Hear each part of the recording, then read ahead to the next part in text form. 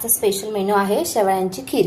त्यासाठी लागणारे साहित्य आहे शेवया, दूध, अमूलचं प्युअर घी घेतलं आहे, ड्रायफ्रूट्स घेतले आहे मी आणि साखर। मी ड्रायफ्रूट्स कट करून घेतले आहे। सर्वप्रथम आपण कढई ठेवली, मी त्यात तूप ॲड केलंय। त्याच्यानंतर आपल्याला शेवया टाकायच्या त्याच्यात। त्या आपल्याला लालसर थोड्या अशा भाजून घ्यायच्या आहे। मीठ टाकायचं आहे।